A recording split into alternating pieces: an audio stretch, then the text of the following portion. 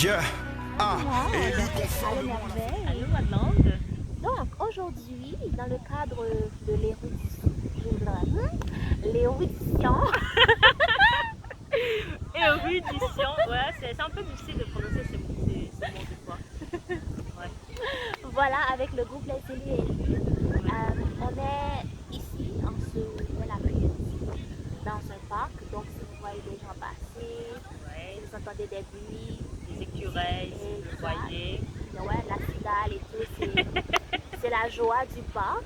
Ouais, Donc, pour vous présenter, pour faire avec vous une petite méditation. Donc, sentez-vous libre, voilà, de partager, de commenter, voilà, de nous donner vos idées à vous. Puis, c'est ça. Donc, aujourd'hui, le passage sur lequel on va méditer, ça va être en Romains 1, ouais. verset 16.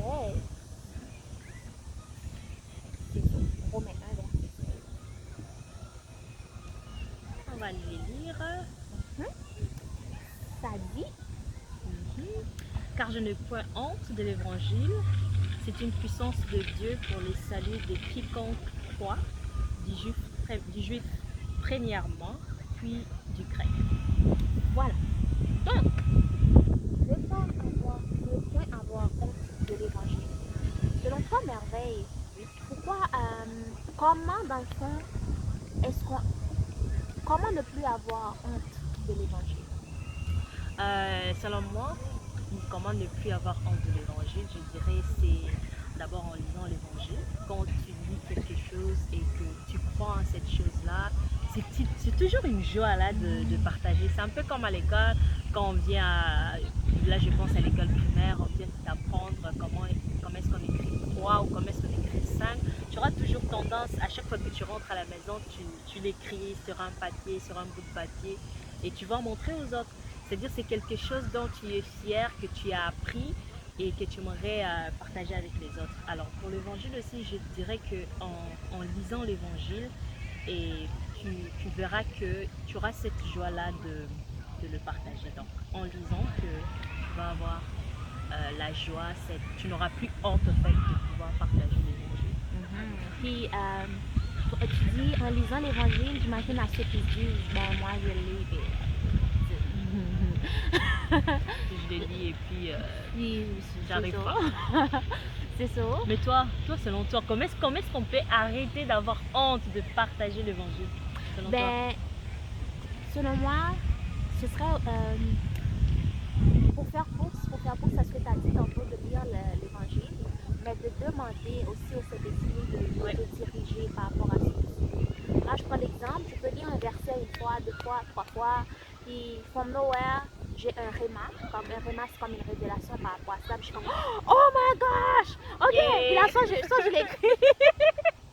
Soit je l'écris dans mon cahier, soit je le partage avec quelqu'un, soit je le partage peut-être sur ma page.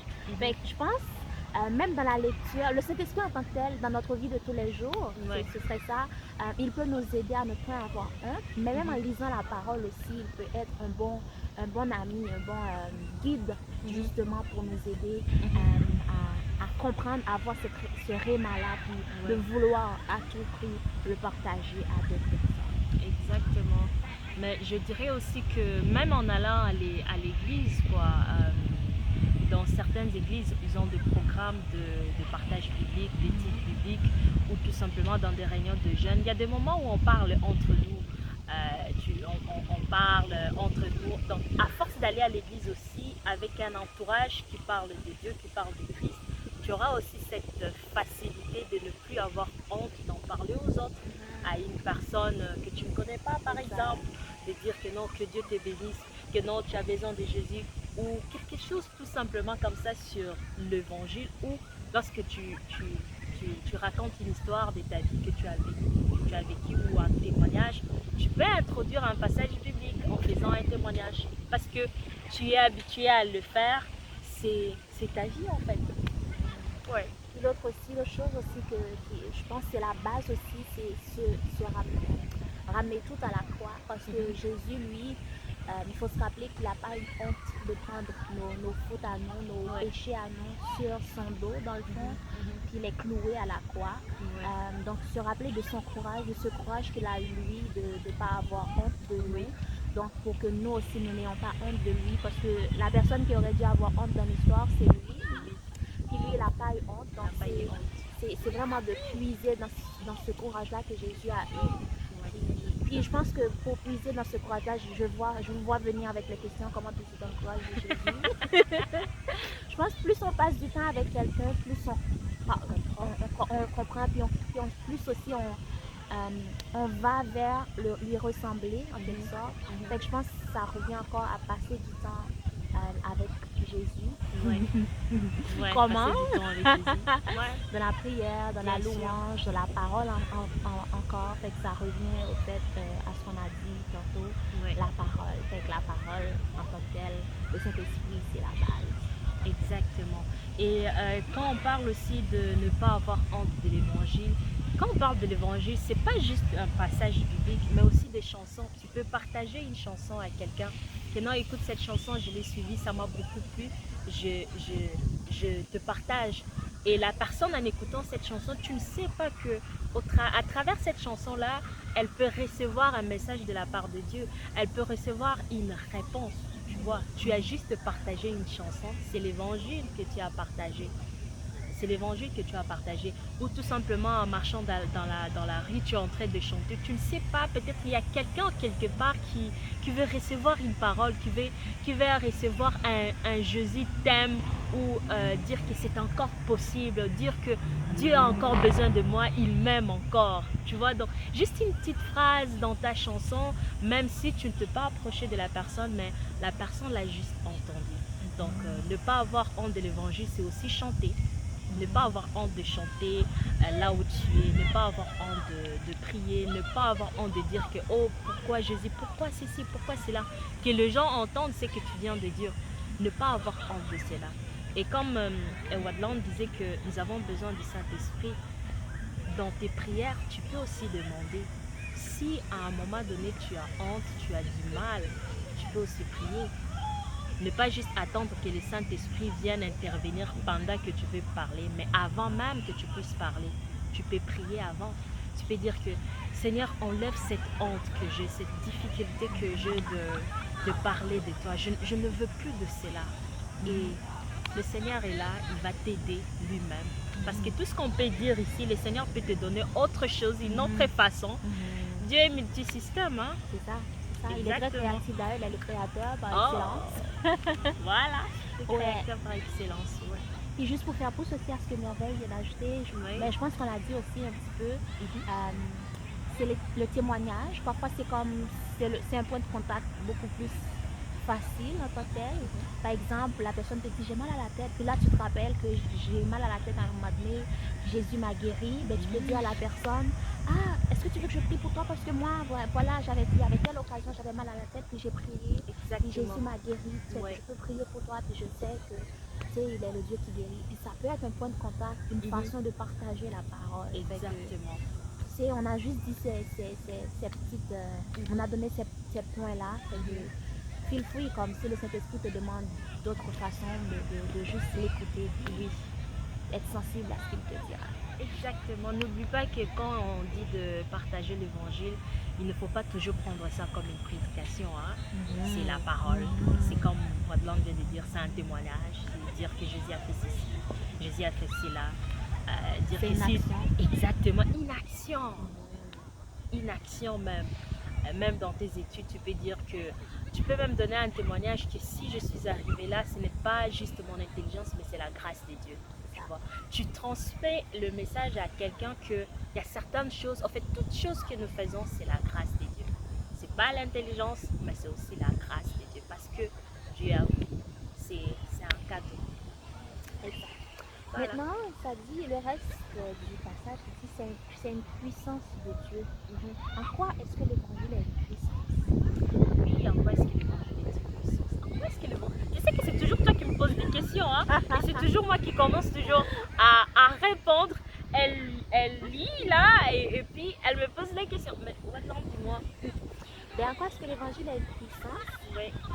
C'est une puissance parce que, premièrement, c'est la parole de Dieu, l'évangile. Puis la parole de Dieu, ce que Dieu dit a du poids. Du poids en quel sens? C'est que s'il il y a plusieurs passages, mais celui que je prends, c'est je vous donne la puissance, je vous donne l'autorité, c'est Jésus qui l'avait dit avant de monter, de marcher sur toute la puissance de l'ennemi. Fait que tu peux prendre ce passage-là, comme il est dans l'évangile, puis de commencer à prendre autorité. Donc c'est une puissance parce que ce que tu vas dire, ce que la parole a dit, ben, tu peux le déclarer comme vrai parce que c'est vrai. Puis ça fait effet, genre. Fait que tu peux déclarer la guérison parce que dans la parole c'est écrit, mais tu le déclares puis ça arrive. Tu déclares la liberté parce que dans la parole ça dit le Seigneur est venu pour libérer les captifs. Fait que tu prends cette parole-là puis tu le déclares puis ça arrive. C'est en ça que je pourrais dire que l'évangile a une puissance. Toi, tu aurais quelque chose à ajouter? Oui, la parole de Dieu est une puissance. Parce qu'on dit d'abord que la parole elle-même, on dit que la vie et la mort sont au bout de ta langue. C'est-à-dire que ce que tu déclares, tu as le pouvoir de donner la vie ou de donner la mort. Alors il faut faire attention à ce que tu fais sortir de ta parole. Juste tes phrases à toi déjà ont une puissance. Et alors la parole de Dieu, tu vois, la parole de Dieu a une autorité bien plus que ta parole à toi. Tu es capable de lier deux choses avec la parole de Dieu.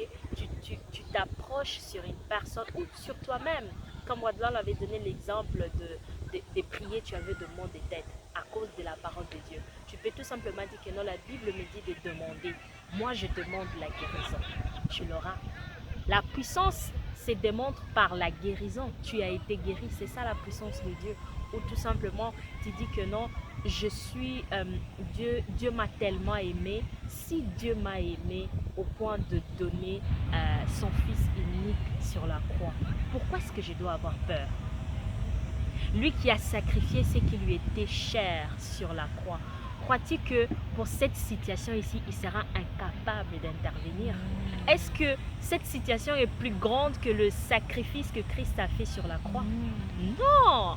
Si Dieu a été capable de le faire en acceptant que Christ meure sur la croix, je crois qu'il est capable aussi de changer ma situation. Vous voyez, c'est ça la puissance de la parole. Si on lit bien dans ces textes, on dit que non, à ceux qui croient. Lorsque tu crois, tu verras la puissance de Dieu. C'est ça. Il faut croire en cela.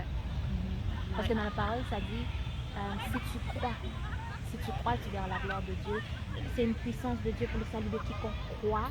Quand Dieu a tenté le monde, il a donné son Fils unique afin que quiconque croit.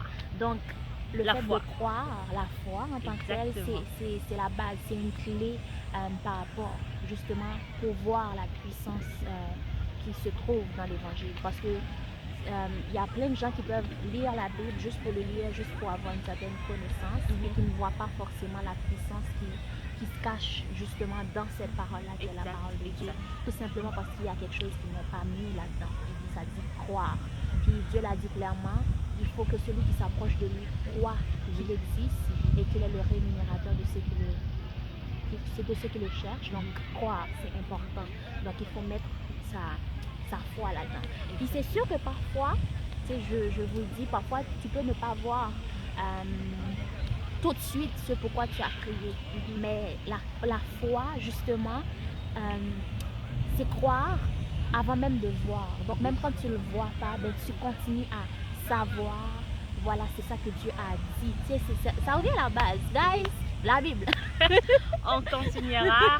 Là, il nous reste quelques secondes. Alors, continuez à parler de Dieu, à parler de Christ, à méditer et vous verrez des exploits avec cela. Voilà, c'est que...